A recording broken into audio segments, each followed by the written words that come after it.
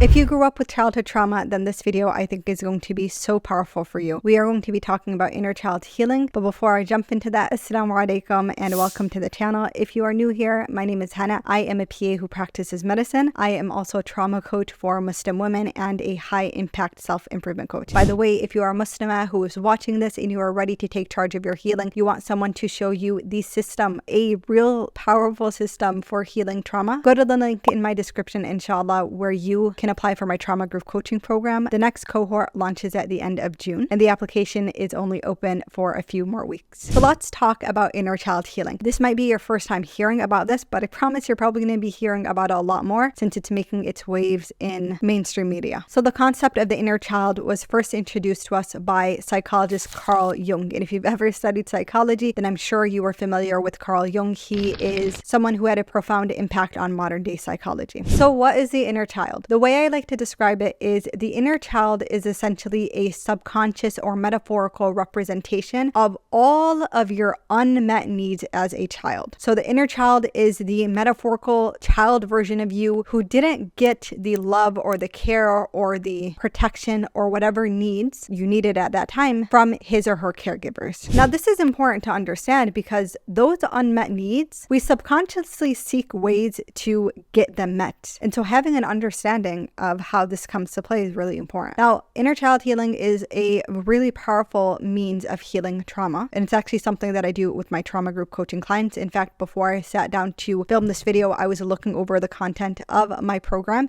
and I'm pulling the information straight from the program so you guys get to benefit, inshallah. Now, you understand the inner child and what the inner child is. Why does this matter to us as an adult? Well, the thing about it is for many of us, our trauma responses actually developed in childhood. And so sometimes as an adult, the inner child or the subconscious version of us will actually take over when a trauma response is triggered. So we develop trauma responses as children, not everyone, but especially for those who did undergo or experience childhood trauma. And as a child, you did not have the maturity or the capacity or the power or autonomy to deal with the trauma and the impact of trauma that you do now as an adult. And so as children, we just do our very best to protect ourselves. And all trauma responses, no matter how catastrophic they might be, actually come from the purpose of trying to defend us. Our nervous system is trying to protect us. It has the main purpose of maintaining our survival. That might have worked when we were children, but now as adults, when we're supposed to function in a way that is mature and safe and healthy, it's important that we do the inner child work to make sure that the trauma responses we developed as a child don't seep into our everyday lives. Now, the inner child likes to come out to play sometimes. And so I'll give you two examples of when your inner child might take over. Let's say you're talking to someone and they say something or they mention something that reminds you of a childhood trauma, something you experienced, maybe a shameful experience that you had as a kid that was really traumatizing to you, or a painful memory you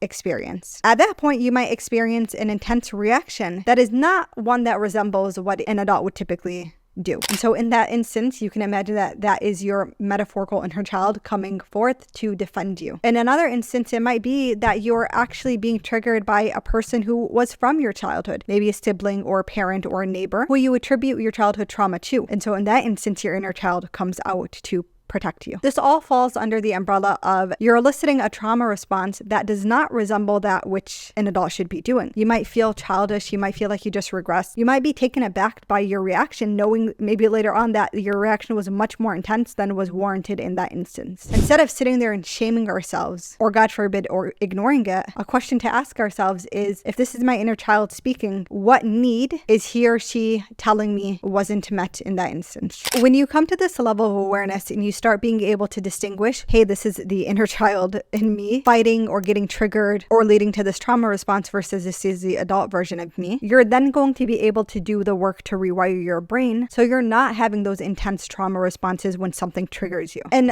one type of childhood trauma specifically I did want to touch on is for those who felt like they grew up too quickly. It's a unique experience that some of my clients have had. And the way this contributes to inner child pain is that as a child, you do not have the faculties abilities or the maturity of an adult to be able to do or make adult decisions. And so when you feel like you had to grow up too quickly, there are so many unmet needs you experience because you've become a mini adult, having to take care of things that children should not be taking care of. Children should not be making dinner for themselves at 8 years old. Children should not be taking care of their siblings at age 7. And so your childhood needs tend to get put on the back burner as you're being adultified in your childhood. With that being said, if you're starting to think, oh my God, Hannah, I think my inner child is like really taking over a lot. What do I do next? How do I heal this? Then I'd like to introduce you to reparenting. Now, children are supposed to have parents who are loving, caring. Parents are supposed to be the models. They are supposed to maintain their emotional regulation and show us as children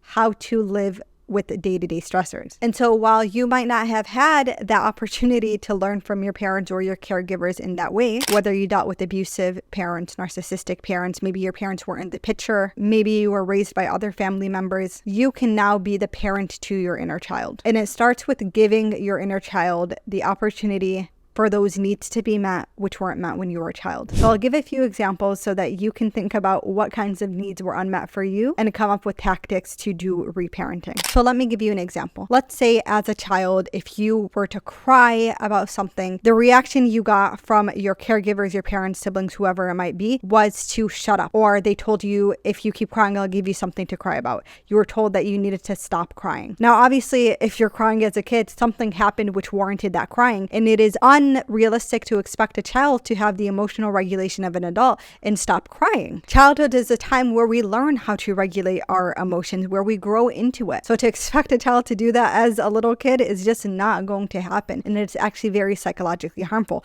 Parents should not be doing that. As an adult, the way you can reparent your inner child is to validate your emotions. So when you feel sad or angry or upset about something, instead of doing what you probably do as a reaction to what happened to you as a child, such as telling yourself it's not a big deal or shaming yourself for feeling sad about something, you should choose to validate your emotions. Remind yourself that it's okay to have literal human feelings. It's okay that something caused you sadness or upset you. You're allowed to experience sadness. You're allowed to experience upset. That is a part of a healthy emotional balance, and your job is to help yourself get through that, to experience those feelings, to process them, and to move forward. Here's another example to think about, inshallah. Let's say if you were a child and you grew up too quickly, like I mentioned earlier, you probably didn't have a lot of time to play, or you weren't allowed to play in the way that a child should be allowed to play. Children are meant to be playful. They're meant to be messy. They break things. They run around. They're silly. That is actually how they learn. That is how their brain processes information. If that was taken away from you, then reparenting your inner child looks like, as an adult, giving yourself opportunities for play. And in fact, there's this really well-known researcher. Her name completely slips my mind, but if somebody knows,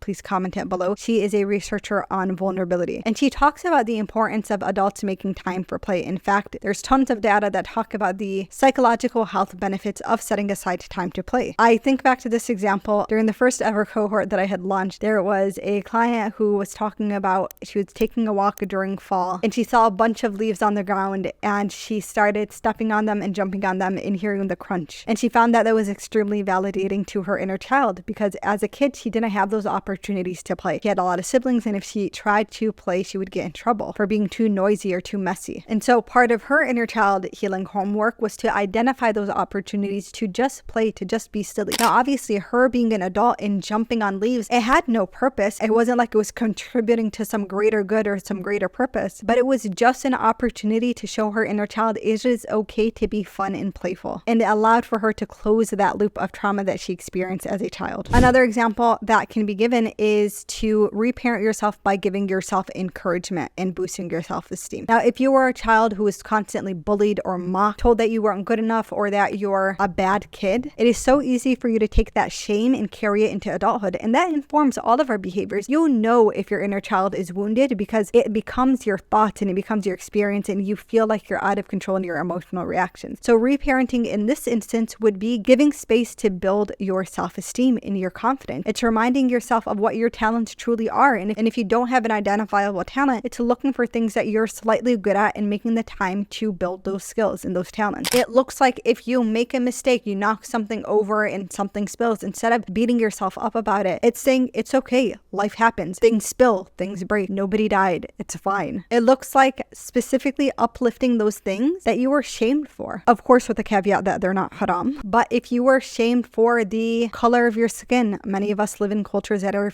extremely colorist. It's reminding yourself that your skin color was specifically chosen for you by Allah subhanahu wa ta'ala, and that all skin tones are incredibly beautiful and rich, and they all serve different purposes. And just because someone tells you that you're too dark or too light or whatever it might be for you, that's their opinion. Their opinion doesn't have to be a reflection of how you feel. Now, children do not have the capacity to build and boost their self-esteem in that way. The adult is supposed to help them do that, but now you're an adult and you get to make that decision for yourself. There's more to inner child healing, but this is a really, really powerful way to start. Understanding when is it that your inner child gets triggered, understanding what those unmet needs of your inner child are, and doing the reparenting work in a systematic way, not just doing it one time or two times, but continuing to put in that effort throughout your trauma healing journey. With that being said, if you guys found this video helpful, then please comment below, subscribe if you aren't subscribed, and of course, if you are interested in joining the trauma group coaching program, you can go to the link in my bio. And I'll see you in the next one, inshallah. Assalamu alaikum.